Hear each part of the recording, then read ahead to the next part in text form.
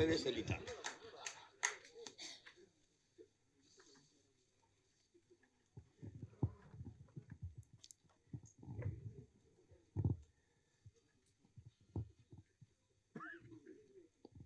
பேரன்பும் பெருங்கோபமும் இந்த திரைப்படத்தினுடைய அறிமுக விழாவிற்கு வருகை தந்து வாழ்த்தி சென்றிருக்கிற அன்பிற்கும் பாசத்திற்கும் உரிய அப்பா எஸ் ஏ சந்திரசேகர் அவர்களுக்கும், மதிப்பிற்குரிய அண்ணன் ஆர்வி உதயகுமார் அவர்களுக்கும், இங்கே அமர்ந்திருக்கிற என் அன்பிற்கினிய தம்பிகள் வசந்தபாலன், தம்பி சுசீந்திரன், தம்பி கண்ணன் அவர்கள், என்னுடைய குரு சித்ரா லட்சுமணன் அவர்கள், தம்பி கருப்பழனியப்பன், எண்ணற்ற படைப்பாளிகள், அந்த வரிசையில் இப்போது தம்பி சிவபராஸ் அவர்களும் இணைந்திருக்கிறார். இங்கே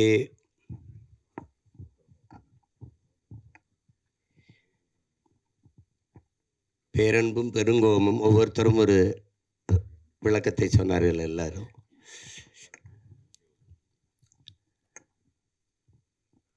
பெருங்கோபத்தினுடைய பிறப்பிடமே இந்த பேரன்பு தான்.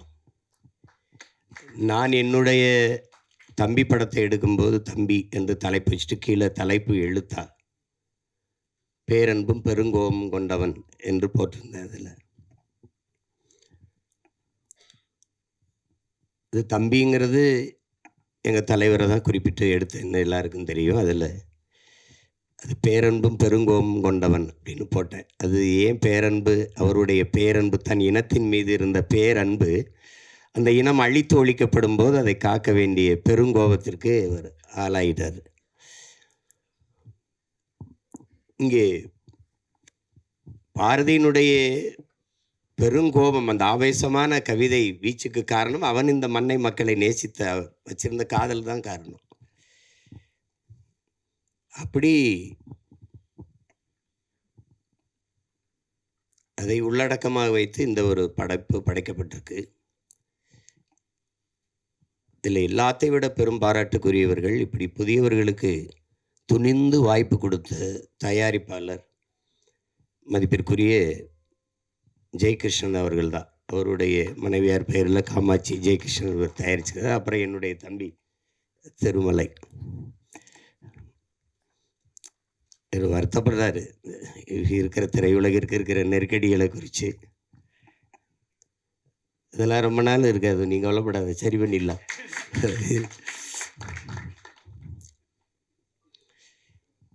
அதில் புதியவர்களுக்கு வாய்ப்பு துணிஞ்சு வாய்ப்பு கொடுக்கறதுங்கிறது அது ஒரு பெரிய சாதனை தான். அப்படி எங்கள் அப்பா எஸ்சி கூட பேசுனாங்க பாருங்கள்.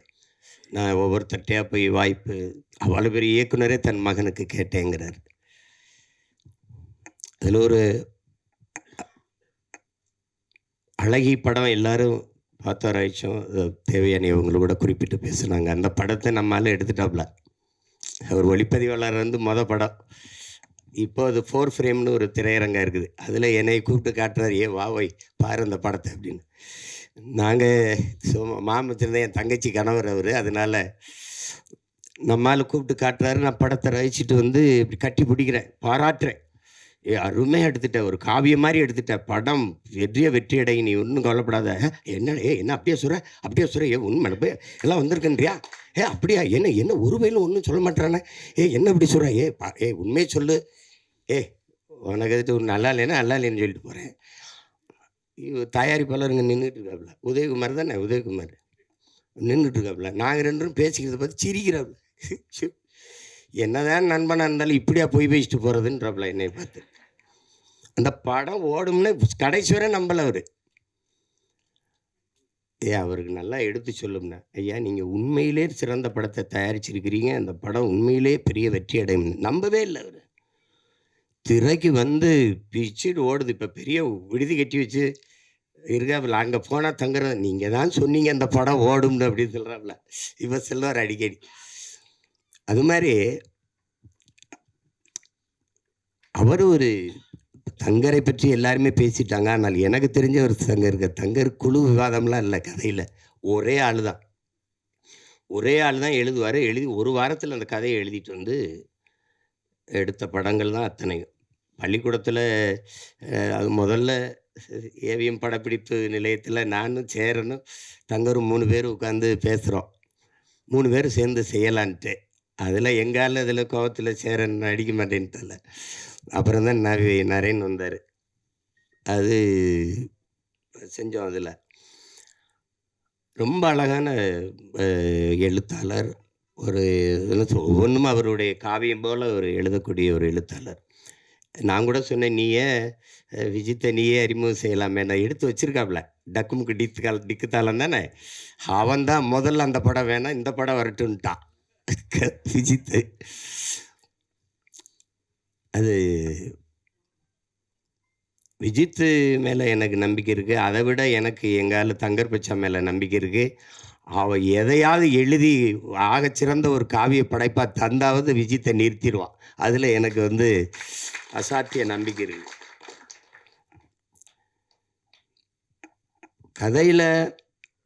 கதை என்ன சொல்ல வருதுன்னு அப்புறம் பார்ப்போம். ஆனால் விஜித் சொன்ன மாதிரி ஒரு நான் எதிர்பார்க்கல. சின்ன பிள்ளையிலேருந்து அரவிந்தை விஜித்தை நம்ம பார்க்குறோம். ஆனால் ஒரு அறிமுக படத்தில் இவ்வளோ பெரிய ஒரு கனத்த ஒரு கதாபாத்திரத்தை தூக்கி சுமக்கிற ஆற்றல் அப்படிங்கிறது ஒரு பெருசு தான்.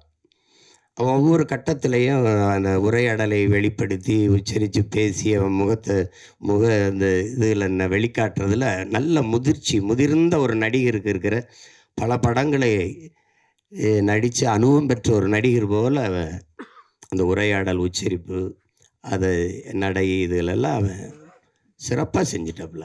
நான் கூட சொன்னேன், இதை ரொம்ப நல்லா பண்ணியிருக்கான் விஜித் அப்படின்னு. அந்த இதில் அவனுக்கு அந்த திரை அறிவு அவனுக்கு நல்லா உள்வாங்கிக்கிட்டான். அதனால் அதை எளிதாக வெளிப்படுத்திட்டாங்கிறத நான் உணர்ந்தேன். ஒளிப்பதிவு ரொம்ப சொன்ன மாதிரி தம்பி சுசீந்திரன் சொன்ன மாதிரி இந்த கேரளாவுக்குள்ளே வருகிற பகுதிகளெல்லாம் ரொம்ப ரொம்ப அழகியெல்லாம் எடுத்திருக்கா. அப்படி தினேஷ் மொத்த படமே ரொம்ப நல்லா பண்ணியிருந்தார். அது தேவையற்ற அவன் எடுத்தோன்னே சொல்லிட்டான். தம்பி கருப்பல்லையப்பட்டே வேலை செஞ்சுருக்காப்புல. அதே நேரம் எங்கள் அப்பா பாரதி ராஜாவுடைய பாலுமேந்திரா அவர்களுடைய திரைப்பட பயிற்சி கல்லூரியிலையும் படித்தேன்னு சொல்லும்போது தேவையற்ற காட்சி, தேவையற்ற நகர்வு, தேவையற்ற உரையாடல் வந்து சில படைப்பாளிகள் படத்தில் இருக்காது. ஒன்று அப்பா பாலுமேந்திரா, இன்னொன்று அப்பா மகேந்திரன், இன்னொன்று எங்கள் அப்பா பாரதி ராஜா. அந்த மாதிரி படங்களில் பாலுமேந்திரா அப்பாவை பற்றி சொல்லணும். நானும் எங்கள் தலைவரும் சில முக்கிய தளபதிகளோட பேசிட்டு இருக்கும்போது திரையுலகம் குறித்த பேச்சுகள் வருது. அந்த பேச்சுகள் வரும்போது ஒவ்வொரு படைப்பாளிகளை பற்றி பேசிட்டு வரும்போது பாலுமேந்திரா அப்பாவை பற்றி பேச்சு வரும்போது எல்லாரும் தான் கதை வசனங்கள் எழுதி படம் எடுக்கிறீங்க, ஏன் அவர் மாதிரி எடுக்க முடியலேன்ட்டு என்கிட்ட கேட்குறாங்க. கேட்கும்போது இங்கே உட்காந்துருந்த எங்கள் அண்ணன் பொட்டம்மான் வந்து ஊர் பாசம் நீ கண்டுக்கிறாத அப்படிங்கிறாப்புல.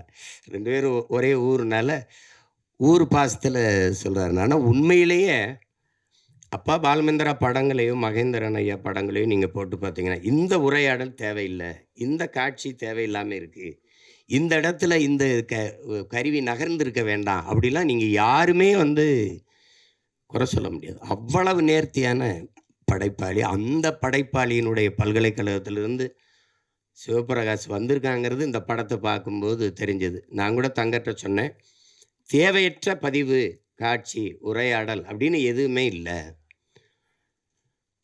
முதல் படம் மாதிரி இல்லை. சிவபிரகாஷ் எனக்கு அவர் இயக்குனர் ஆகிறதுக்கு முன்னாடி இருந்து தெரியும். என்னுடைய பயணங்களில் ஒரு 4-5 ஆண்டுகள் என் கூடவே பயணித்து வந்த ஒரு தம்பி. அவர் தான் இந்த படத்தை இயக்கியிருக்காங்கிறது எனக்கு தெரியாது. அப்புறம் பின்னாடி தெரிஞ்ச உடனே ரொம்ப மகிழ்ச்சி எனக்கு அதில். அதே மாதிரி கதாநாயகியாக நடித்த அந்த சாலி அவர்கள், அவங்க படத்தில் அவங்க மலையாளியாக நடித்ததுனால நானும் மலையாளி அப்படின்னு தான் நினச்சிட்டு இருந்தேன். ஆனால் நல்லா நடிச்சிருந்தாங்க. படத்தில் ஒரு கருவி இருந்து நம்மளை பதிவு பண்ணிக்கிட்டு இருக்கு, நம்ம நடிக்கிறத பதிவு பண்ணிக்கிட்டு இருக்குங்கிறது என்ன இல்லைனாவே அவன் சிறந்த கலைஞனா ஆயிடுவான். அது தெரியுது. அது நம்ம என் தம்பி அருள்தாஸ் சொல்ல வேண்டியதில்லை. சிறந்த ஒளிப்பதிவாளர். அவன் செய்ய வந்த வேலை வேறு, இப்போ செஞ்சுக்கிட்டு இருக்க வேலை வேறு. இதில் 2 பேரும் மையும் கோயுமே வந்து என் தம்பி அருள்தாஸும் உண்மையான வாழ்க்கையில் ரொம்ப அநியாயத்துக்கு நல்லவங்க. திரையில் வந்து அநியாயத்துக்கு கெட்டவனாகவே நடிக்க வேண்டியது இருக்குது. அது ஒன்றும் பண்ண முடியாது. எனக்கு 2 தெரியும் எனக்கு ரொம்ப. அது மைம் கோம்பியை பார்த்தா புஷ்பாலெல்லாம் பயங்கர கொடூரமான ஆளாக நடிச்சிருக்காப்புல. அப்புறம் பார்த்தா கன்னடா படத்தில் நடிக்கிறோம். எந்த படம், எந்த தொலைக்காட்சி திருப்பினாலும் நம்மால் இருக்காரு. நமக்கு ஒரு பெருமை. ஒளிப்பதிவு கருவி இல்லாமல் கூட போவாங்க. நம்மால் இல்லாமல் இன்னி போக முடியாது படப்பதிவுக்கு. அப்படி அந்த மாதிரி ஒரு பெருமை தான் நமக்கு. அது என் தம்பி அருள்தாஸ் கெட்டவனாலாம் நடிக்கும்போது கொஞ்சம் மனசு கஷ்டமாக தான் இருக்கும். இவன் ஏன்னா அதெல்லாம் நடிக்கிறான் அப்படின்னு. ஆனாலும் கலைன்னு வந்துட்டா என்ன இருக்குது, அது நடிக்கணும். அதில் ஒன்றும் இல்லை. சிறந்த நடிப்பை வெளிப்படுத்தியிருந்தாங்க 2 பேருமே. எனக்கு ரொம்ப பிடிச்சிருந்தது படத்தில். அதில் இப்போ என் தம்பி வினோத் காவல்துறை அதிகாரியாக நடிச்சிருந்தார். நம்மால் அவன் நல்லா நடிச்சிருந்தான். நல்லா அவனுக்கு ஒரு பெரிய கதாபாத்திரத்தை கொடுத்துருக்காரு சிவபிரகாஷ். ரொம்ப நல்லா வெளிப்படுத்தியிருந்தார். அவர்கிட்ட தான் கதை நகருது. ரொம்ப நல்லா இருந்தது. வாழ்த்துக்கள். உனக்கும் வாழ்த்துக்கள். இதில் நிகழ்ச்சியை நேர்த்தியாக தொகுத்து வழங்கிக்கிட்டு இருக்க என்னுடைய தம்பி முபாஸ் அவர்களுக்கு என்னுடைய வாழ்த்துக்கள். ரொம்ப அதில் குறிப்பிட்டு சொல்ல வேண்டியது ஒளிப்பதிவு, அதுக்கப்புறம் அந்த உரையாடல். அது முருகேஷ் பாபு அவர்கள் ரொம்ப அருமையாக செஞ்சிருந்தார். இந்த உரையாடல் யாருன்னு நான் கேட்டேன்னா, துருத்தலை வெளியில் போய் எப்படி தேவையற்று பேசுகிறாங்க, வம்படியாக பேசுகிறாங்க அப்படின்னு இல்லாமல் கதாபாத்திரங்கள் அதனுடைய இயல்புக்கு அந்த உரையாடலை எழுதியிருந்தார். ரொம்ப அருமையாக இருந்தது. எல்லாருக்கும் என்னுடைய அன்பும் வாழ்த்துக்களும். இங்கே ஆகச்சிறந்த மேதை இருக்கார் எங்கள் கலை இயக்குனர் முத்துராஜு. அப்புறம் என்னுடைய தம்பி அவன் கவிஞர், சிறந்த கவிஞன். அவன் எழுதிய பாடல்கள், அதில் அவன் சொன்ன ஒரு ஐயா விஜயகாந்தை பற்றி சொல்லும்போது சரிதான், தமிழன் இவன் தான் தமிழன். அந்த பாட்டு கொஞ்சம் வலியாக தான் இருந்தது. அவருடைய இறுதி ஊர்வலம் போகும்போது அந்த பாட்டை திருப்பி போடும்போது ரொம்ப இதாக இருந்தது. அவ்வளவு சிறந்த ஆற்றலாளர்கள்லாம் இங்கே இருக்கிறாங்க. என்னுடைய குரு, அவரை பற்றி நான் சொல்லணும். நாங்கள் பசும்பொன் படத்துக்கு நான் கதை வசனம், எனக்கும் எங்கள் அப்பாவுக்கும் சண்டை வராத நேரங்களே இல்லை. அப்போ பஞ்சாயத்து செய்த பஞ்சாயத்துதார் அவர் தான். என்ன எழுதி கொடுத்தாலும் தாளை தூக்கி கீழே போட்டுருவாப்புல. சார் அது படிக்கிறதுலாம் கிடையாது, சக் சக் அப்படின்ட்டு. நான் ஒன்றும் இல்லை, பதறதில்லை, எடுத்து பொறிக்க அப்படியே வச்சுருப்பேன், போய் உட்காந்துருவேன். எல்லோரும் பெரிய பெரிய நடிகர்கள், நான் நீண்டு பையன் ஒரு பேட செட்டு இது பண்ணிக்கிட்டு சின்ன பையன் உட்காந்துருப்பேன். திடீர்னு இந்த இடத்துல சித்ரா, இங்கே சிவா ஒரு இது பண்ணணும், ராதிகா இங்கேருந்து வரணும், இங்கே ஒரு இது வேணும், எங்கே அந்த பையன். நான் எங்கேயாவது உட்காந்துருப்பேன் தேடி. சிஷியா இங்கே வா அப்படின்னு. இன்னும் என்ன உங்கள் அப்பா வந்து வசனம் கேட்குறாரு, இங்கே வாங்க, என்னப்பா வேணும், இங்கே 2 பேரும் பேசணும், இந்த இருக்குப்பா. அப்போ அது இதாப்பா நீங்கள் கீழே சத்து முன்னாடி தூக்கி போட்டியில்லப்பா, அதுதான்ப்பா அது. ஐயோ, ஒரு தடவைலாம் இப்படி தூக்கி போட்டார். நான் கடைசியாக வெறும் இந்த இது தான் இருந்தது, அதை தூக்கி கீழே போட்டு நடந்து சென்னைக்கு கிளம்பிட்டேன். பொள்ளாச்சியிலேருந்து நடந்தே போகிறேன்ட்டு திருப்பி, ஏய் வாடா, உங்கள் அப்பா பற்றி யாரா புது சண்டைக்கு இருந்தா என்ன, நீ வா வா வா வா அப்படி கூட்டி போய் பல தடவை. அதுலேருந்து என்னுடைய குரு. இல்லைன்னா பாதி படத்துலேயே போயிருப்பேன் ஊருக்கு. அது சொன்ன மாதிரி, தம்பி சொன்ன மாதிரி திரையுலகத்தினுடைய என்ன சொல்ற களஞ்சியம்தான் எங்கள் ஐயா. நடிகர் திலகம் ஒரு நடிப்பில் கலைக்களஞ்சியம்னா, இந்த ஆண்டு இந்த படம் இப்படி வந்தது, இந்த திரையரங்கில் வெளியிட்டாங்க, இது இத்தனை நாள் ஓடிச்சு, இதனால் இது ஓடிச்சு, இந்த பண்டிகையில் வெளியாச்சு, எல்லாமே அவருக்கு தெரியும், அவர் நினைவுக்குள்ளே இருக்குது. அவ்வளவு இங்கே இருக்கிற மூத்த இதழியலாளர்கள் எங்கள் ஐயா போன்றவர் இருக்காங்க. விழாவின் சிறப்பே நீங்கள் இவ்வளோ நேரம் இருக்கிற என் உறவுகள் எல்லாம் இவ்வளோ நேரம் அமைதியாக உட்கார்ந்து இருக்கிறீங்கன்னா அதுவே இந்த விழாவுக்கு பெருமை. இதை காட்சிப்படுத்தி மக்கள்கிட்ட கொண்டு போய் சேர்க்க இத்தனை ஊடகவியலாளர்களும் 10 மணி ஆகியும் இருக்கிறீங்க அப்படிங்கிறதா பெரிய இது எனக்கு பார்த்திங்கன்னா ஒரு நேரம் ஒரு ஊரில் இருக்கணும், ஒரு நேரம் ஒரு ஊரில் இருக்கணும். நேற்று எங்கேயோ இருந்து வந்தோடனே வா படம் பார்க்கறன்னு கூப்பிட்டாப்புல, அங்கே போனேன். இன்றைக்கி நீதிமன்றத்தில் நிற்கணும், நின்றுட்டு 5 மணிக்கு வந்து இறங்கினேன். வா இங்கே பாட்டு வெளியிடணுன்னு கூப்பிட்டாப்புல. வேற ஆளாக இருந்தால் போய் வேலை இருக்குன்னு சொல்லலாம், அவர்னா போன்ருப்பேன். விஜித்துக்காக வர வேண்டியது இருக்குது. இவரெல்லாம் யார் பார்ப்பா? என் தங்கச்சிக்கு என் பிள்ளை விஜித்து அரவிந்துக்காக பார்க்க வேண்டியது இருக்குது. ரெண்டாவது எங்கள் தங்கர் சொன்ன மாதிரி நம்ம எல்லாருமே வெறுக்கிற இதுகள் இருக்குது, செயல்கள் இருக்குது. ஒன்று ஊழல், லஞ்சம் யாருக்கும் பிடிக்கலை, இந்த நாட்டில் யாருக்கும் பிடிக்கலை. ஆனால் ஒரு கேள்வி எழுது, யாருக்குமே ஊழல் லஞ்சம் பிடிக்கலையே, அப்போ யார் கொடுக்குறா யார் வாங்குறா? சரிதானே? லட்சுமி ராமகிருஷ்ணன் இருக்காங்க, அவங்க அவங்க தான் நியாயமான தீர்ப்பு சொல்லணும். ஏன்னா இல்லை, ஒரு கேள்வியை நம்ம இப்படி கேட்டு பார்ப்போம். உங்களுக்கு ஊழல் பிடிக்குமா? லஞ்சம் யாருக்காவது பிடிக்குமா? தங்கச்சி உங்களுக்கு பிடிக்கும்? பிடிக்க யாருக்கும் பிடிக்காது. அப்போது யார் தாண்டா கொடுக்குறா, எவன் தாண்டா வாங்குறான் தெரியல. எங்கே இந்த ஊழல் லஞ்சம் பிறக்குது அப்படின்னா, தனக்கு கிடைக்காதது எவனுக்கும் கிடைக்கக்கூடாது, எவனுக்கும் கிடைக்காதது எனக்கு கிடைச்சிடணும். இந்த எண்ணத்தில் தான் ஊழல் லஞ்சமே பிறகு. கோயில் கருவறையா முதல்ல கும்பிட்டு போயிடணும், அதுக்கு 1000 ரூபா சிறப்பு தரிசனம் கட்டிடு, என்ன லஞ்சம். பிரசவரையா அங்கே போனால் மனைவி சேர்த்தனா மருத்துவர்னு கூட சொல்கிறது இல்லையே, நம்ம தான் டாக்டர். எவ்வளவு செலவானாலும் பரவாயில்ல காப்பாற்றிருங்க, அந்த வார்த்தையே லஞ்சமாயிருது. எவ்வளவு செலவானாலும் பரவாயில்லையா, அப்போ காசுக்காரன் போடுறான்னு திட்டிடுறான். கோயில் கருவறையிலிருந்து தாயின் கருவறை வரைக்கும் ஊழல் லஞ்சம் இருக்குது. ஒரு மருத்துவக் கல்லூரியில் படிக்க போனோன்னா 10 இடம் தான் இருக்குது, ஆனால் 100 பேர் காத்திருக்கான்னா அவனுக்கு கிடைக்காத இடம் எனக்கு கிடைக்கணும்னா ஒரு இடம் 1 கோடின்னா கட்ட தயாராக இருக்கான். அங்கே யாருக்கும் கிடைக்காதது எனக்கு கிடைக்கணுங்கிற அந்த எண்ணத்தில் பிறந்துருது இந்த ஊழல் லஞ்சம். அதனால் ஒழிக்க முடியல. அதே மாதிரி தான் இந்த சமூகத்தின் மிக கொடிய நோய். இன்னைக்கு நேரத்தில் கதாநாயகி விட பாடினாங்க, நம் பாட்டன் பாரதி பாடினது.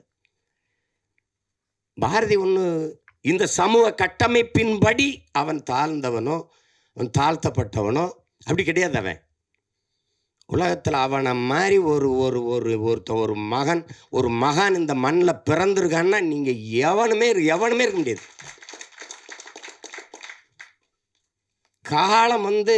காலம் பல கவிஞர்களை உருவாக்கி இருக்குது அன்பிற்குரியவர்களே. காலத்தை உருவாக்கிய ஒரு பாவலன் உண்டென்றால் உலகத்தில் நம் பாட்டன் பாரதி தான். நாடு சுதந்திரம் அடையல 1921 செத்து போயிட்டான் பாரதி. 47 விடுதலை அடைகிற. ஆனால் ஆடுவோமே பல்லு பாடுவோமே ஆனந்த சுதந்திரம் அடைந்து விட்டோம் என்று அவன் அடைஞ்சிட்டான் சுதந்திரத்தை. நீ மாநிலம் பிரிப்பாயின்னு நினச்சானா? மொழி வழியே மாநிலங்கள் பிரிப்பீங்கன்னு நினச்சானாவே? வந்தே மாதரம் என்போம், எங்கள் மாநில தாயை வணங்குதும் என்போங்கிறான். டே, நீ பிரிக்கல, அதை பற்றி அவங்க கவலைப்படல. இதை தமிழ்நாடுன்னு பேர் வைப்பாங்க, அதுக்கு ஒருத்தன் 76 நாள் பட்டினி கிடந்து சாவான், அதெல்லாம் அவனுக்கு தெரியாது. தமிழ் திருநாடு தன்னை பெற்ற எங்கள் தாய் என்று கும்பிடடி பாப்பா, அமிழ்தில் இனியதடி பாப்பா, நம்ம ஆன்றோர்கள் தேசமடி பாப்பான்னு. யாரு? தமிழ்நாடுன்னு ஒரு பேரே வைப்பாங்களானே தெரியாது. கம்பன் பிறந்த தமிழ்நாடு, உயர் கல்வி சிறந்த தமிழ்நாடு, புகழ் கம்பன் பிறந்த தமிழ்நாடுங்கிறான். வள்ளுவன் தன்னை உலகினுக்கே தந்து வான்புகள் கொண்ட தமிழ்நாடு, நெஞ்சை அல்லும் சிலப்பதிகாரம் எனும் மணி ஆரம் படைத்த தமிழ்நாடு தமிழ்நாடு தமிழ்நாடுன்னு பாடி தள்ளிட்டான். எப்போ தமிழ்நாடுன்னு பேர் வைப்பாங்களான்னு தெரியாது. அவ்வளோ பெரிய அறிங்க. அக்ரகாரத்தில் கழுதை வரக்கூடாது, கழுதையை கையில் தூக்கிட்டு நடந்துட்டாப்புல. இந்த பாரதி படத்தில் பார்த்தீங்கன்னா தெரியுமே. மதம் மாத்துறது நீ பார்த்துருக்கா? உலகத்தில் சாதி மாற்றின ஒரே மகான் பாரதி தான். கனகலிங்கத்தை கூப்பிட்டு மீதி எடுத்து போட்டு பூணூலை போட்டு, இன்னையிலிருந்து நீ பறையன் இல்லை ஐயன். யாரா? சுப்பிரமணிய பாரதி பண்ணான்னு சொல்கிறா, போடா. அப்படி ஒரு ஆள் நம்ம ஆள். அவன் சொல்கிறான், அவன் மனசுக்குள்ளே எம்பிட்டு வழி இருந்தா, சாதிகள் இல்லையடி பாப்பா, குல தாழ்ச்சி உயர்ச்சி சொல்லல் பாவம், நீதி உயர்ந்த மதி கல்வி, அன்பு நிறைய உடையோர்கள் மேலோர்ன்றான். அதுக்கு முன்னாடி ஒரு கிளவி வர்ற, அறிவு மூதாட்டி வர்றா. சாதி இரண்டொழிய வேறில்லை சாற்றுங்கால் நீதி வலுவா நெறிமுறை. சாதி இரண்டுன்னா நம்மால் என்ன பண்ணுறான்? ஆஞ்சாதி பொஞ்சாதி. அது இல்லை சாதியே, அது இல்லை. ஆண்பால் பெண்பால், அது பாலியல் வேறுபாடு. அதில் அது சாதி இல்லை. ஆண் ஜாதி பெண் ஜாதின்னு கிடையாது, பாலியல் வேற்றுமை. அது அவ சொல்கிற சாதி இட்டார் பெரியோர் இடாதார் இழிகுலத்தோர்ன்ட்டான். கொடுக்கிறவன் உயர்ந்த சாதி, தனக்கென்று பதுக்கி ஒதுக்கிற கஞ்ச பிசுனா இருக்கான அவன் தாண்டா இழிமகன் கீழ் சாதின்ட்டான். எல்லாரும் பாடி போகிறான். பாரதிக்கு பின்னாடி எங்களுக்கு ஒரு தாத்தன் வரான், புரட்சி பாவனை. அவன் இருட்டறையில் உள்ளதடா உலகம்ங்கிறான். இருட்டறையில் உள்ளதடா உலகம், சாதி இருக்கின்றது என்பானும் இருக்கின்றானேங்கிறான். தமிழுக்கு அமுதென்று பேர், அந்த தமிழ் இன்பத்தமிழ் எங்கள் உயிருக்கு நேர்னு பாடின அவன், தமிழ் என் உயிருக்கு நேர்னு பாடின அவன், தமிழ் வளர்த்தல் ஒன்று சாதி ஒழித்தல் மற்றொன்றுன்னு பாடலை. சாதி ஒழித்தல் ஒன்று, நல்ல தமிழ் வளர்த்தல் மற்றொன்றுனா. முதல்ல சாதியை ஒழிடாங்கிறான். சாதிய ஒளி. எல்லாரும் சமநிலை சமூகம் படைக்க தான் போராடுறான். அங்க சித்தரு புத்தரு ஞானி யோகி மகான் எல்லா காலங்களையும் சாதிக்கு எதிரான குரல், சாதிக்கு எதிரான கருத்து, சாதிக்கு எதிரான கட்டுரை, சாதிக்கு எதிரான பாட்டு, சிந்தனை, போராட்டம். ஆனாலும் இந்த சாதி சாக மாட்டேங்குது. அதே தான் சொன்னான், எல்லாரையும் சாகடிக்கிற சாதியே உனக்கு ஒரு சாவு வராதா? அதானே எல்லாரும் பாடுனான். இந்த தலைமுறையில் எங்கள் விஜித்து சிவபிரகாச அவன் பங்குக்கு ஒரு நெற்பள்ளி போடுறான் இந்த சாதியை கொளுத்துறது. சாதிங்கிறது ஒரு கொடிய சமூக நோயாக இருக்குது, கொரோனாவை விட பெரிய கொடிய நோய். சாதி என்ன செய்யுது? உலகத்திலே புனிதமான ஒன்று இருக்குங்க, அன்பு, அதை கொன்றுதுங்க. உலகத்திலே நீங்கள் இந்த மானுடன் ஒரு அளப்பெரிய ஆயுதங்களை கண்டுபிடிக்கிறாங்க மனுஷன் அழிச்சு கொள்றதுக்கு. இந்த எல்லா ஆயுதங்களையும் அழிக்கக்கூடிய ஒரு ஆற்றல் இருக்குன்னா அது அன்புக்கு தான் இருக்கு. அன்பு என்ன செஞ்சிரும்னு பாருங்க. அமெரிக்க அதிபர் இந்தியாவுக்குள்ள வந்தால் கடவுச்சீட்டு வீசா அனுமதி வேணும். இந்திய நாட்டின் முதன்மை அமைச்சர் ஐயா மோடி அமெரிக்கா ரஷ்யா போனால் அவர் கடவுச்சீட்டை காட்டணும், அனுமதி உள்நுழைவு அனுமதி வேணும், வீசா அனுமதி உள்நுழைவு அனுமதி வேணும். ஆனால் ஒன்றுமே இல்லைங்க. இதில் ஒருத்தி ஒன்றுமே இல்லை. அன்னை தெரேசான்னு ஒருத்தி ஒன்றுமே இல்லை. அவளுக்கு ஒன்றுமே கிடையாது. அவள் எந்த பதவிகளெல்லாம் ஒன்றும் இல்லை. பாருங்கள், எல்லா நாடுகள்லையும் பணி செஞ்சு வந்து இந்தியாவில் தங்கிட்டா. அவளுடைய சேவை நிறைய தேவை இந்த நாட்டுக்கு இருந்துட்டா. அப்போ உலக நாடுகள் அந்த அன்பு தாயை பார்த்து சொல்லுது, அவளுக்கு கடவு சீட்டு இல்லை, உள்நுழைவு அனுமதி இல்லை, வீசா இல்லை.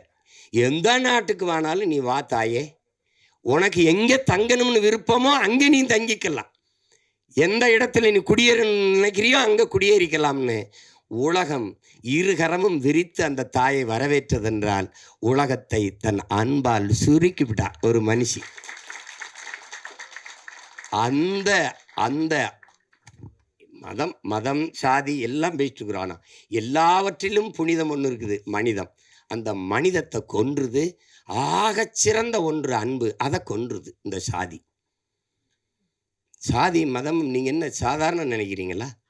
கல் சாராயம், இந்த கஞ்சா அவினு கொட்கைன்னு இந்த இதெல்லாம் இருக்குல்ல, அது போட்டால் தான் புதையேறும். சாதி மதமும் சொன்னால் ஏறிடும்ன்றான்.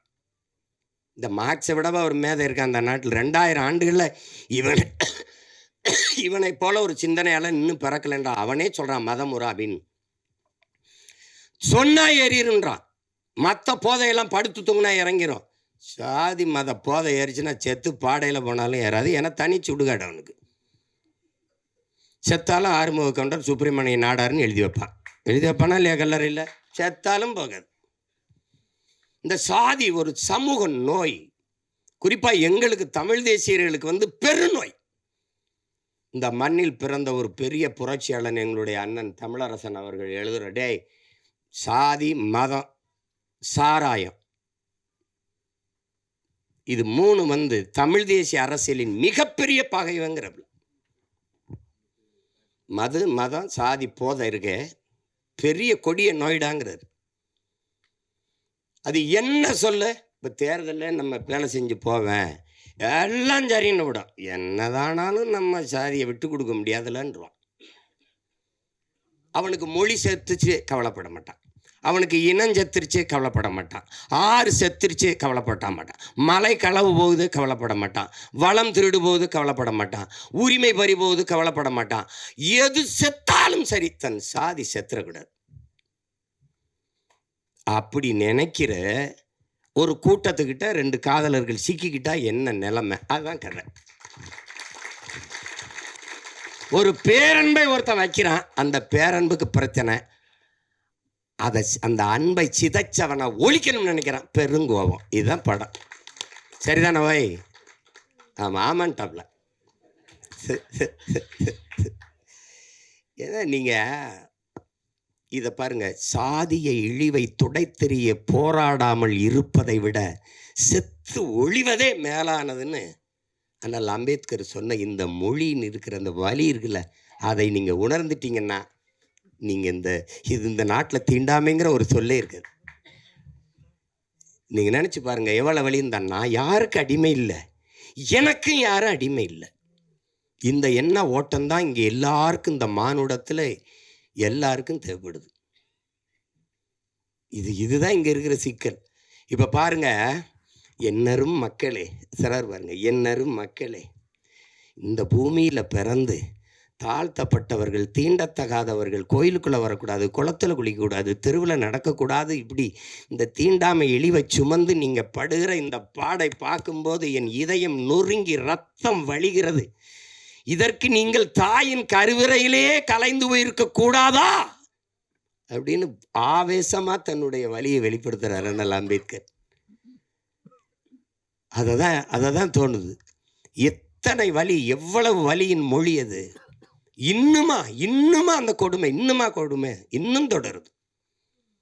அதை பாருங்க, பிறப்பின் அடிப்படையில் பேதம் பாராட்டுகிற, உயர்ந்தவன் தாழ்ந்தவன் என்ற பாகுபாடு பாராட்டுகிற இந்த கொடிய நோயை ஒழிக்காது சமநிலை சமூகம் பிறக்காது.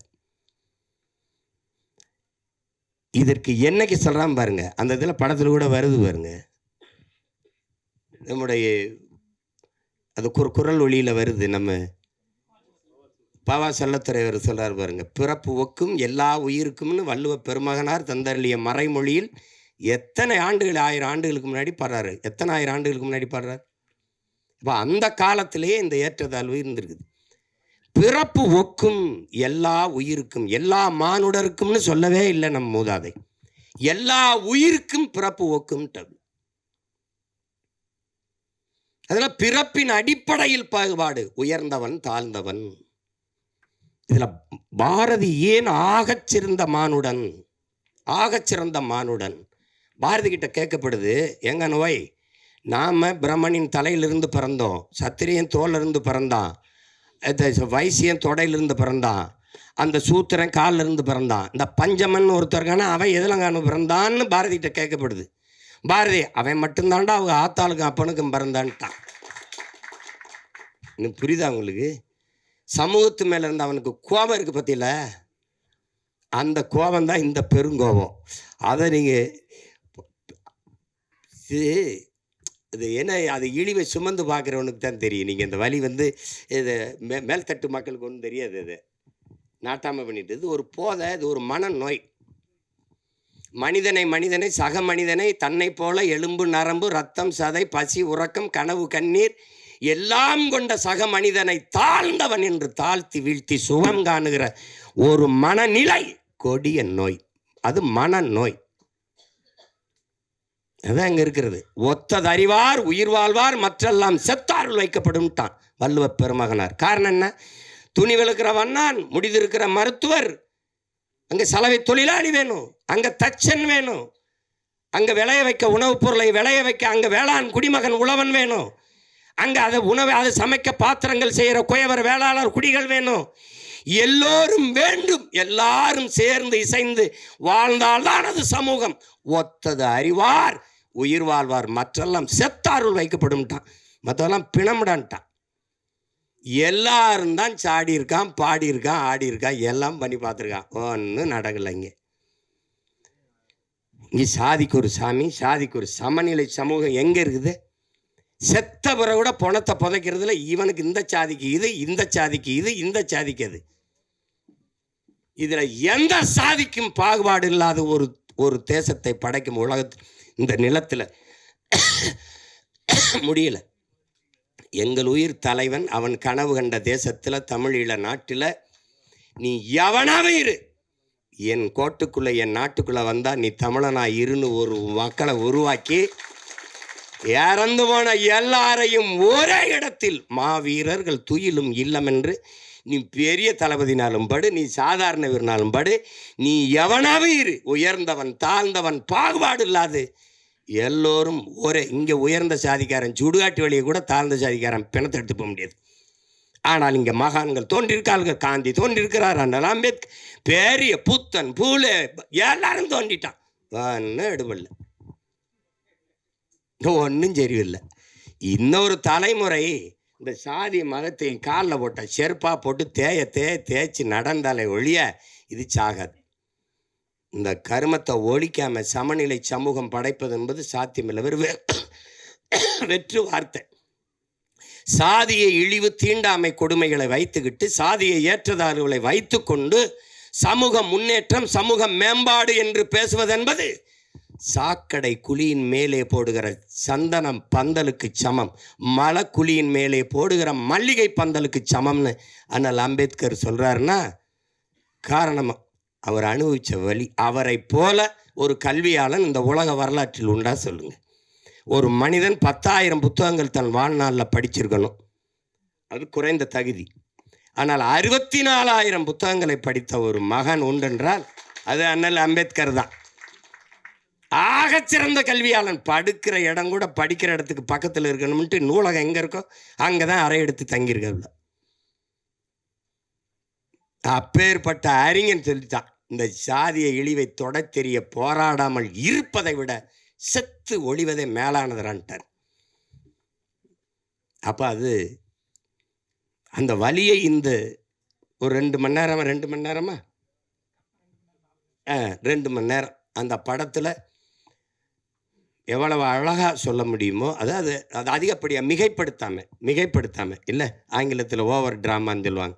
இந்த அது சொல்லணும், புரியும்படியாக சொல்லணும்ல சில இது. அவன் சொல்லிக்கிட்டே இருந்த, தம்பி ஏன்னா வரவரெல்லாம் ரொம்ப தேங்க்ஸ் சொல்கிறேன், ரொம்ப நன்றி சொல்ல மாட்டான் சொல்லிட்டு இருந்தான். அது நமக்கு பழகிருச்சு. இப்போ சும்மா பேரளவில் நம்ம ஒரு மொழியை பேசிக்கிட்டு ஏதோ ஒன்று தெரியுறோம், அது இப்படி பழகிருச்சு. அதில் மிக ஆழமான ஒரு பதிவு, அந்த கருத்தை அது ஒரு கவித்துவமாக தாங்கி நிற்குது. ரொம்ப மிகைப்படுத்தாமல் தன் இயல்பு ஓட்டத்திற்கு இந்த கருத்துக்களை படம் சொல்லுது, வலியுறுத்துது. நல்ல ஒரு பதிவு. இனிவரும் தலைமுறையாவது இந்த சிந்தனையிலிருந்து விடுபட்டு எல்லாவற்றையும் தாண்டி ஒரு புனிதம் இருக்குது, அதான் மனிதம். அதை நோக்கி இந்த மானுடம் பயணிக்கணும். அதில் தான் இந்த உலகம் சரி வரும். இதுதான் ரொம்ப கஷ்டம். இன்றைக்கி நமக்கு ஒரு பிரச்சனை இருக்குது. காக்கை செத்தான, கொக்கு செத்தான, யானை செத்தான, புலி செத்தான, பூனை செத்தானன்னு கவலைப்படாமல் போயிட்டுருக்கோம். அதெல்லாம் செத்தா பார்க்க நம்ம இருக்கோம், நம்ம செத்தா எவனும் இருக்க மாட்டான். அதெல்லாம் எந்த உயிர்மை நேயம் கொண்டு வாழ்ந்த ஒரு இனத்தின் மக்கள் சக மனித சாவையே இன்றைக்கி ஏறிட்டு பார்க்குறதில்ல, போய்கிட்டே இருக்கும். அது பெரிய துயரம்தான்.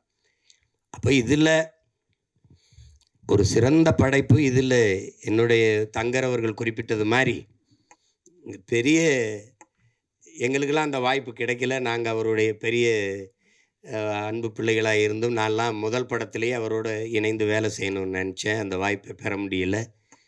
தங்கர் கூட அழகிலாம் வேலை செஞ்சிட்டார். ஆனால் முதல் படத்திலே தம்பி சிவபிரகாஷுக்கு அந்த வாய்ப்பு கிடைச்சிருக்குது பெருசு. எங்கள் அப்பா இளையராஜா அவர்களோட பணியாற்றுறது. ஒரு இசை ஞானி அப்படின்னு சொல்கிறதெல்லாம் ரொம்ப குறைவு. இது ஏன் அவர் இசை ஞானியாக இருக்கணும்? அறிவு என்பது அறிவது, ஞானம் என்பது உணர்வது. இசையை அறிய முடியாது, உணரணும். அதனால் அவரை இசை ஞானி என்று ஐயா கருணாநிதி அவர்கள் வச்சு அழைச்சதுனால அது இசை ஞானின்னு வந்துட்டது. அதையும் தாண்டி அவரை சொல்லணும்னா அவர் இசை இறைவன், இசை அமைப்பது இசையமைப்பாளர், இசையை அருளுவது. ஒரு இறைவன்கிட்ட போய் என்ன வேணாலும் கேட்பான் பாருங்கள். இந்த தேர்வில் நான் வெற்றி பெற்றணும், எனக்கு அதிக மதிப்பெண்களை கொடுத்துரு, எனக்கு கை காலுக்கு நல்ல சுகத்தை கொடுத்துரு, எனக்கு நிறைய மூளையை கொடுத்துரு, எல்லாம் என்ன கேட்டாலும் கொடுத்துருன்னு நினைக்கிறான் பாருங்கள். அப்படி கொடுக்கும்னு நம்பிக்கை உள்ள ஒன்றுக்கு பேர் இறைன்னு வச்சோம். நீ என்ன வேணாலும் கேளுங்க, தந்துடுவார். அப்போ இங்கே கிராமத்தில் இப்படி ஒரு பாட்டு போடுவார். நீங்கள் வேணால் பாருங்கள், உலகத்தில் இப்படி ஒரு இசை அறிவு கொண்ட, இசை ஆற்றல் கொண்ட ஒரு மேதை, பீத்தவான், பால்மரியட்டு, மோசாட்டு எல்லாம் சொல்லுவாங்க. கொண்டு வந்து எங்கள் ஊர் படத்துக்கு ஒரு 2 மணி நேரம் பின்னணி இசை வாசின்னு சொல்லுங்கள், தெரிஞ்சிடும் யாரும் பெரிய மேதைன்னு. என்ன முத்துராஜ் போட்டு வாசிக்க சொல்லுங்கள். தளபதின்னு ஒரு படத்தை எடுத்துக்கிறங்க. ஒரே இசையமைப்பாளர், ஒரு மியூசிக் கம்போசர், ஒரு இசையமைப்பாளர் ஒருவரே இந்த படத்துக்கு இசையமைச்சிருக்காரு, இந்த பாடல்களை உருவாக்கியிருக்காருன்னு யாராவது ஒத்துக்கிட்டா சொல்லுங்க. எடுத்த உடனே ஒரு பாட்டு, சின்ன தாயவள் தந்த அந்த பாட்டு போகும். கொஞ்சம் நேரம் அடி ராக்கம்மா கையை தட்டு சாங்கு சக்கு சக்கு சக்குன்னு போகும். அதில் வந்து தேவாரத்திலிருந்து ஒரு இதை போடுவார், கும்பிட்ட குரு ஒரு போடுவாங்க, சோபன அறிமுகத்துக்கு ஒரு இதை போடுவார். திருப்பி காட்டுக்குயில் மனசுக்குள்ளே பாட்டுக்குன்னு ஒன்று போகும். தின்னு சுந்தரி கண்ணால் ஒன்று போ, யமுனையாற்றிலே ஈர காற்றிலே, குடியா பீத்தவான் வா, மோசாட்டு வா, பால் மறிட்டு வா, போடுற அப்படி 7 பாட்டு போட்டு விடாப்பா, சேதறிடுவான்.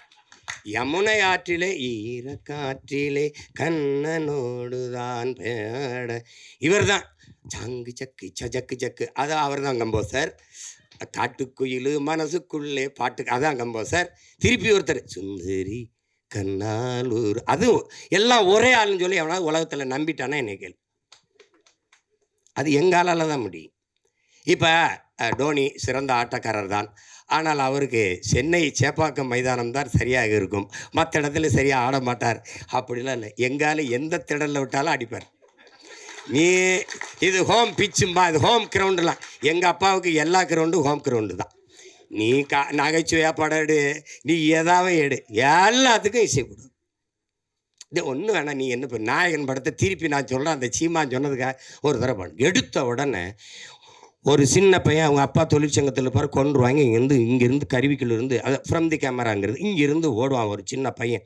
ஓடும்போது தூத்துக்குடியிலேருந்து ஓடும்போது அப்படி தென்பாண்டி சீமையிலே தேரோடு வீதியிலே மான் போல வந்தவனே யார் அடிச்சார், அந்த பாட்டுக்கு தாளம் இல்லை, வெறும் புல்லாங்குழல் தாரதாரி. அப்படியே போய் பொழுது அடைஞ்சிரும். பொழுது விடியும் மும்பையில் படுத்து கிடப்பான்.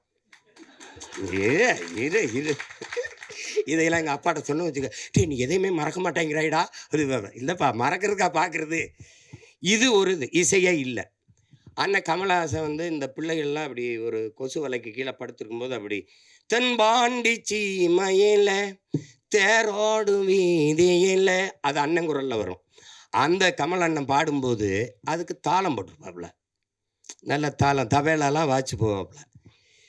இது அப்பப்போ வரும்போதெல்லாம் தபேலா போயிட்டே இருக்கும். கடைசி எங்கள் அண்ணன் செத்துருவாப்புல, சுற்றுவான். அந்தவன் செத்து இப்படி விழுந்த உடனே அந்த கோட்டை சரிஞ்சிருச்சு, அந்த பேரரசு இடிஞ்சிருச்சு, அழிஞ்சிருச்சு. இப்போ தென்பாண்டி சீமையிலே டங் முரசு அதிருது. உலகத்தில் இப்படி ஒரு இசையமைப்பாளர் காட்டுறான். உலகத்தில் இப்படி ஒரு இசையமைப்பாளர். அவர் ஒரு திரைக்கதை, இவன் என்ன ஒரு திரைக்கதை எழுதுறான், வசனம் எழுதுறான். அவர் தனியாக உட்காந்து ஒன்று எழுதிட்டு இருப்பாப்புல.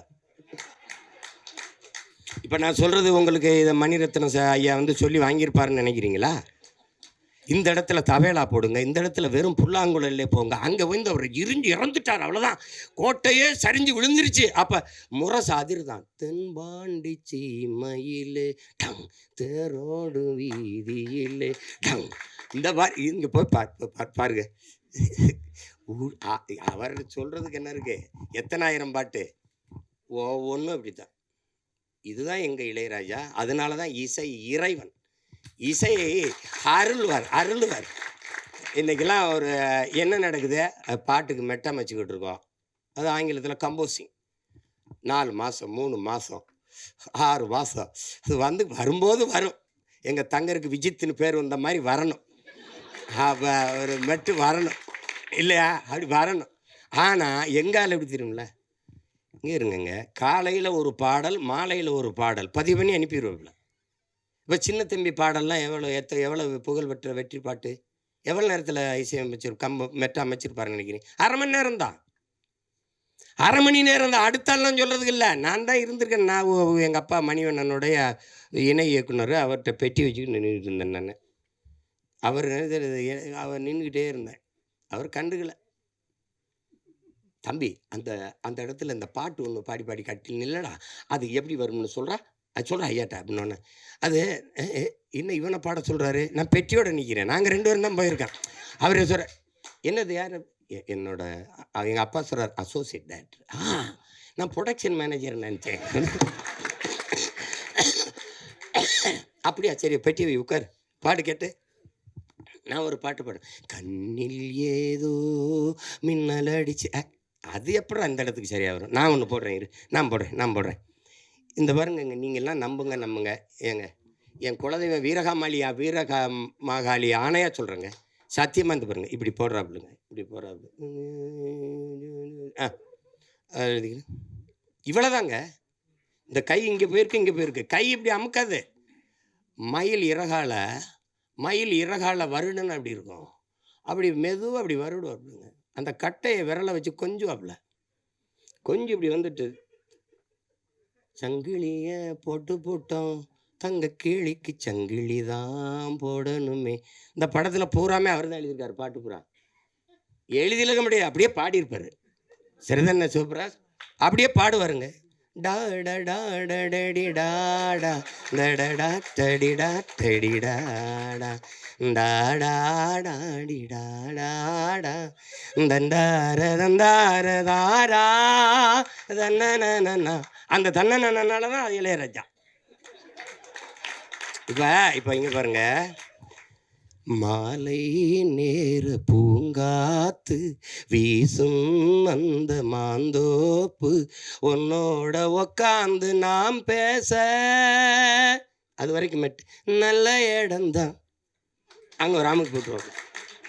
எப்படி பாருங்க, அவரை ரசிச்சிட்டிங்கன்னு வச்சுக்கிறீங்களா, ஒன்று சோறு தண்ணி ஒன்றும் தவிர கிடையாது. எங்களை பெத்த தாய் பாடின தாலாட்டு எவனுக்கு நினைவு இருக்குது இந்த கூட்டத்தில்? ஆனால் 30-40 வருஷமாக ஒரே ஆளோட தாலாட்டு சலிக்கலை, இன்னைக்கும் சலிக்கலை. இப்போ என் தம்பி இந்த மிஸ்கின்னு ஒரு படம் எடுத்தான், இது சைக்கோன்னு ஒரு படம், அதில் என்னமோ தம்பி உதயநிதி ஒரு இதை வச்சுக்கிட்டு பாடுறாப்புல. அதில் வந்து ஒன்று நினச்சி உருகி போனேன் மெழுகா. யாரா இருந்தாலும் யாரா விட, இன்னைக்கு யாராவலோ என்னை தீண்டும் காற்றின் விரலோ, யாராவலோ தாலாட்டின் தாயின் குரலோ, ஒன்ன நினச்சி உருகி போனேன் மெழுகா, நெஞ்ச ஓதச்சு பறந்து.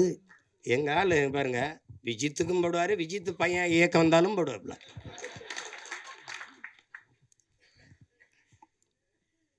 அது வந்து வரும் எப்போவாது, அரிதான அவதாரங்கள். எப்படி இலக்கிய உலகில் பாரதி வந்தானோ, அது மாதிரி இசை உலகில் எங்கள் அப்பா இளையராஜா, அது ஒரு வரம். அதனால் இசை இறைவனின் ஆசி பெற்ற ஒரு படம் இது. அதனால் இது ஒரு மாபெரும் வெற்றி அடையணும். நான் வந்து உளமாற வாழ்த்த வந்திருக்கேன். நான் வந்து இது ஏன்னா எங்கள் விஜித்தோட படங்கிறதுனால தங்குற படம் எடுத்து கூப்பிட்டா போயா வேலை இருக்குது எனக்குன்னு போயிருப்பேன். அது அது அவருக்கு தெரியும். சிரமந்தான். இப்போ போய் 3 நாள் ஆச்சு இப்படி சுற்றிட்டு திரிஞ்சு. காலையில் இன்னும் ஓடணும். அது ஆனாலும் இந்த இந்த விழாவும் இந்த நிகழ்வும் எனக்கு ரொம்ப முக்கியமானது. எனக்கு ரொம்ப முக்கியமானது. அது நான் வந்து அரவிந்த் தான் எங்க அரவிந்த்? அவன் தான் இந்த வேலையை செய்ய ஆரம்பிப்பான்னு நினச்சேன் நான்.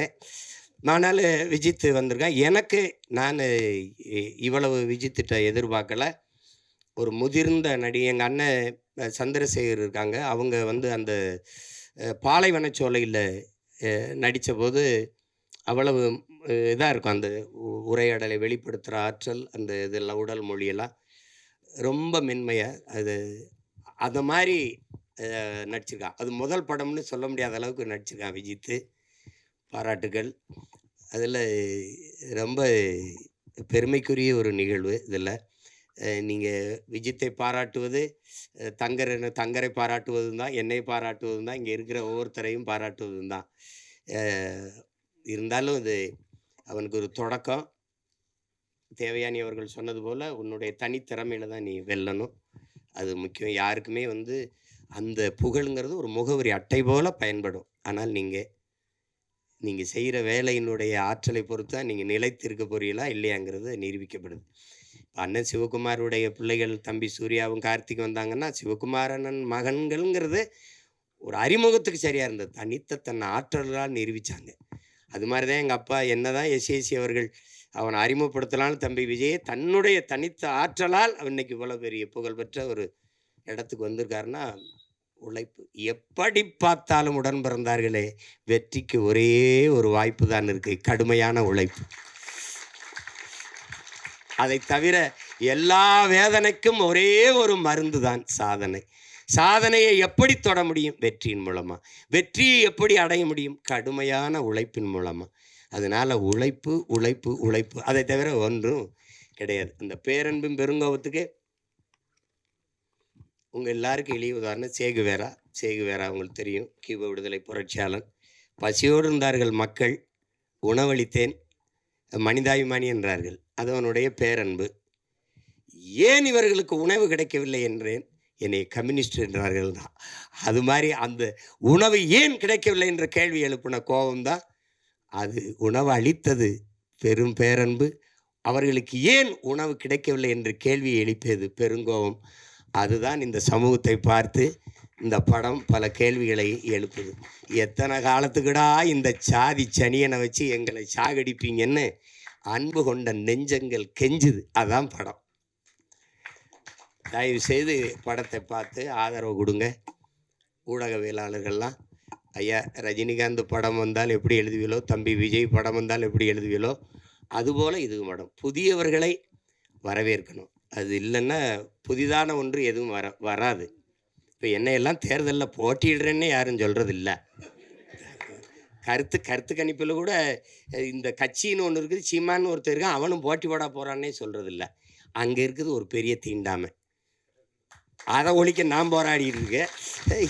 இது சமூகத்தில் இருக்க தீண்டாமை ஒழிக்க தம்பி எல்லாம் சேர்ந்து போராடுறாங்க. எல்லாருக்கும் என்னுடைய அன்பும் வாழ்த்துக்களும். இவ்வளோ நேரம் இருந்து எல்லாருக்கும் என்னுடைய அன்பும் வாழ்த்துக்களும். ரொம்ப பெருமை. ஒரு தம்பி கதிரோடைய அப்போ கதிர் நான் ரொம்ப நெருக்கம். என்னுடைய தம்பி அவருடைய தந்தையாருனாங்க. அவரும் நடிச்சுக்காரு. நல்லவர் அல்ல, கெட்டவரை தான் நடிச்சிருக்காப்ல. கொஞ்சம் கொஞ்சமாக சாகும், சாதி கொஞ்சம் கொஞ்சமாக சாகும். சமூக மாறுதல்கள் வந்து கொண்டிருக்கு. இப்போ இன்னொரு தலைமுறை மாறி வருது. அந்த மாற்றத்திற்காக நாம் எல்லோரும் காத்திருக்கிறோம். உங்கள் எல்லாருக்கும் என்னுடைய அன்பும் வணக்கமும். நன்றி. படம் வெற்றியடைய என்னுடைய வாழ்த்துக்கள்.